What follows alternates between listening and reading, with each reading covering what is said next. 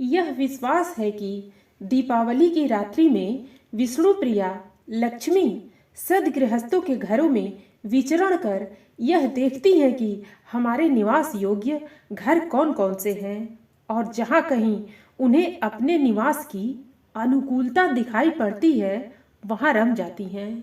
नमस्कार मित्रों, आज का प्रसंग है दीपावली। मित्रों, प्रसंग में आगे बढ़ने से पहले आप हमारे चैनल को अवश्य सब्सक्राइब कर लेना, वीडियो को लाइक और अपने मित्रों से शेयर करना, एक छोटा सा कमेंट्स लिखकर हमारा उत्साहवर्धन जरूर करना मित्रों। तो आइए चलते हैं प्रसंग की ओर। मित्रों, दीपोत्सव पर्व का तीसरा दिन दीपावली के नाम से जाना जाता है। भारत में मनाए जाने वाले सभी त्योहारों में इस पर्व का अपना विशेष स्थान है। इस पर्व के साथ हमारा युग युग का इतिहास इस प्रकार जुड़ा हुआ है कि चाह कर भी हम उन सब तथ्यों को विस्मृत नहीं कर सकते जो इतिहास पुराण आदि के माध्यम से हम तक पहुँचते हैं। स्कंद पुराण, पद्य पुराण तथा भविष्य पुराण में इसकी विभिन्न मान्यताएं उपलब्ध होती हैं।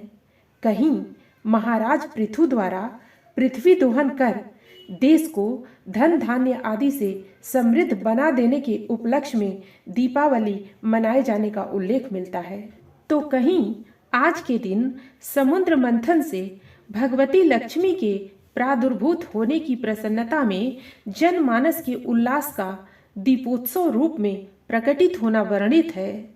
कहीं कार्तिक कृष्ण चतुर्दशी को भगवान श्री कृष्ण द्वारा नरकासुर का वध कर उन्हें बंदी गृह से 16,000 राजकन्याओं का उद्धार करने पर दूसरे अर्थात अमावस्या के दिन भगवान श्री कृष्ण का अभिनंदन करने के लिए सज्जित दीपमाला के रूप में तथा कहीं महाभारत आदि पर्व में पांडवों के सकुशल वनवास से लौटने पर प्रजाजनों द्वारा उनके अभिनंदनार्थ दीपमाला से उनका स्वागत करने के प्रसंग से इस पर्व का संबंध जोड़ा गया है।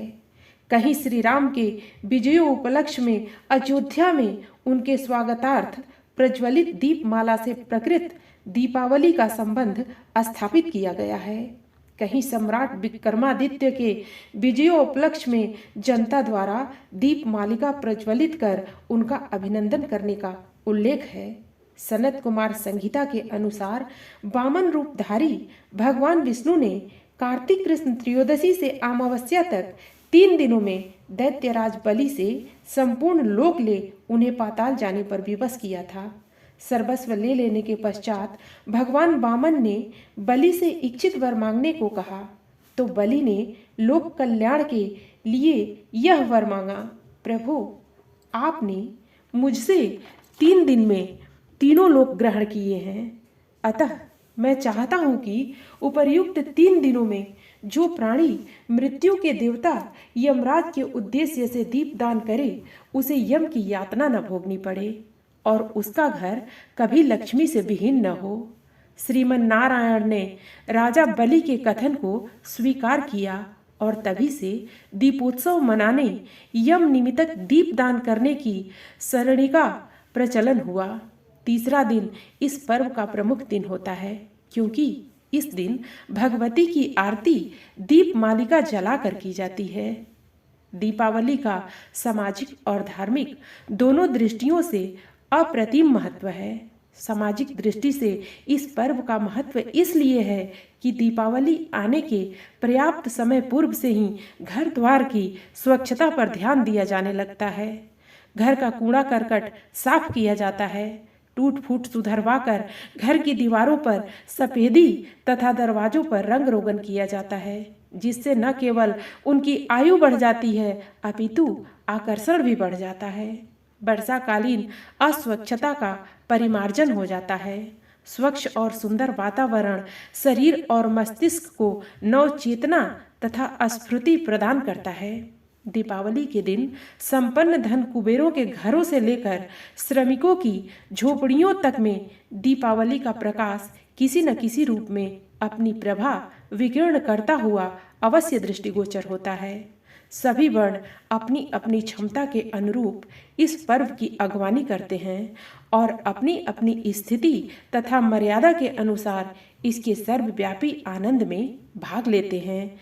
इसके साथ ही इस पर्व का जो सर्वाधिक आकर्षण सामाजिक महत्व है वह यह कि इस दिन संपन्न और निर्धन दोनों ही पुरुषार्थ से प्रसन्न होने वाली परम्बा भगवती लक्ष्मी की समाराधना कर उनकी कृपा प्राप्ति की आशा करते हैं। दीपावली चिरकाल से ही वर्ण, वर्ग एवं आश्रम की मर्यादा का अतिक्रमण कर सबको समान रूप से आनंद वितरण करती चली आ रही है। यद्यपि होली और विजयादशमी के समान इसमें आमोद प्रमोद के विभिन्न साधन एकत्र नहीं हो पाते, तथापि यह कहा जा सकता है कि दीपावली जागरूकता और कर्मठता का जो सुभग संदेश देती है वह अन्य व्रतों और पर्वों की अपेक्षा कहीं अधिक उपादेय है। दीपावली के पर्व पर धन की प्रभुत प्राप्ति के लिए धन की अधिष्ठात्री धनदा भगवती लक्ष्मी की समारोह पूर्वक प्रार्थना के साथ षोडशोपचार पूजा की जाती है। मित्रों, फिर मिलते हैं अगली प्रस्तुति के साथ। धन्यवाद।